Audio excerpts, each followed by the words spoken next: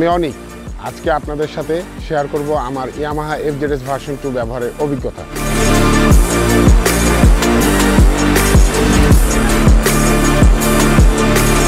প্রথম থেকে আমার সিদ্ধান্ত ছিল আমি বাইক কিনলে অবশ্যই ইয়ামাহা ব্র্যান্ডেরই বাইকই কিনবো, কারণ জাপানি ইঞ্জিনের থেকে ভালো ইঞ্জিন আর অন্য কোনো ব্র্যান্ডের হয় না। জন আব্রাহামকে দেখেছিলাম ইয়ামাহা বাইকের অ্যাড করতে, সেটাও আমার ইয়ামাহা ব্র্যান্ডের প্রতি একটি আলাদা আকর্ষণ তৈরি করেছিল।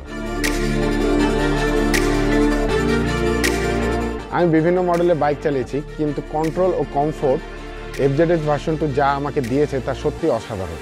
এছাড়াও আমার কাছে আউটলুকের পাশাপাশি ডার্ক নাইট কালার বেস্ট মনে হয়। গত 2 বছরে 16,000 কিলোমিটার রাইড করেছি। প্রথমের দিকে সাসপেনশন রিলেটেড ছোট প্রবলেম ফেস করলেও এখন পর্যন্ত পারফরমেন্স নিয়ে আমার কোনো কমপ্লেন নেই। আমি সর্বোচ্চ 105 গতিতে 110 কিলোমিটার পথ অতিক্রম করেছি, এতে আমার কোনো সমস্যা হয়নি। অনেকে পাওয়ার লসের কথা বললেও আমি ফেস করিনি। তবে দু একটা বিষয় আছে, এই মডেলে পরিবর্তন করলে ভালো হয়। সত্যি বলতে হেডলাইটের কারণে আমি রাতে রাইড খুব কমই করি। হেডলাইট LED দিলে ভালো হয়। বর্তমান সময় অনুযায়ী আধুনিক মিটার হলে খুব ভালো হয়। আশা করব FZS ভার্সন 2তে এই দুইটি পরিবর্তন থাকবে। বাইকের যেমন পারফরমেন্স ঠিক তেমনই সার্ভিসও অসাধারণ।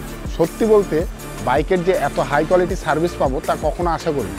এছাড়াও ওয়াইসি মেম্বার হওয়ার জন্য যেসব সুবিধাগুলো পাই তা আমার বেশ ভালো লাগে। সব মিলিয়ে বলতে হবে আমি ইয়ামাহার সাথে বেশ ভালো আছি। পরবর্তীতে আমি বাইক নিলেও ইয়ামাহা R15M বাইকই নিতে চাই।